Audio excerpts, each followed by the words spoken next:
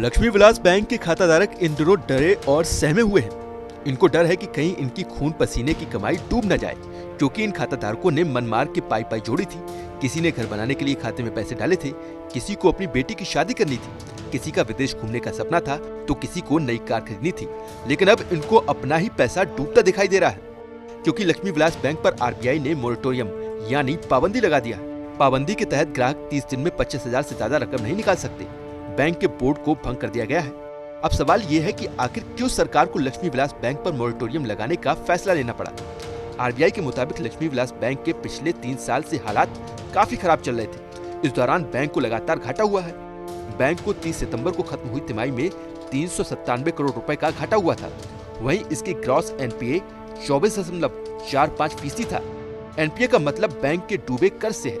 Lakshmi Vilas bank देश के सबसे पुराने बैंकों में से एक है। 94 साल से लक्ष्मी विलास बैंक देश के लोगों को अपनी सेवा दे रहा है, लेकिन बैंक की एक गलती इसके डूबने का कारण बन गई। लक्ष्मी विलास बैंक ने मिड साइज की कंपनियों को ज्यादा लोन बांटे। इनमें से बड़े पैमाने पर लोन डूब गए। इस संकट से बैंक का निकलना मुश्किल था। Real estate, infra, power, construction और टेक्सटाइल कंपनियों को ज्यादा लोन दिए गए।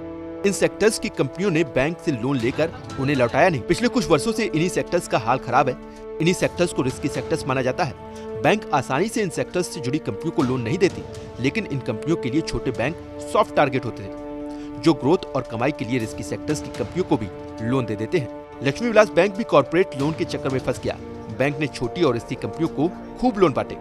2007 से 2010 के बीच बैंक की लोन बुक दोगुनी हो गई।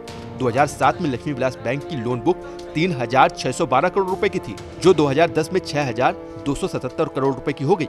2013 में लोन बुक बढ़कर 11,702 करोड़ रुपए की हो गई। इनमें से सबसे ज्यादा लोन इंफ्रा सेक्टर को दिया गया, जो पिछले काफी वर्षों से मंदी की गिरफ्त में है।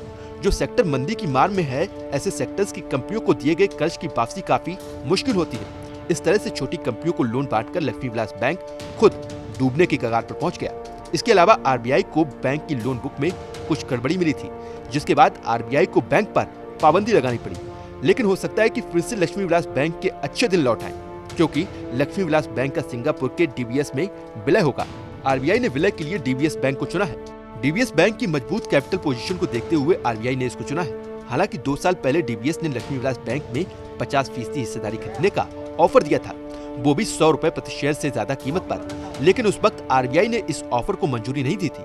लेकिन अब DBS bank Lakshmi Vilas bank के लिए संकट मोचक बन सकता है। खाताधारकों का खून पसीने से कमाया गया पैसा डूबने से बच सकता है।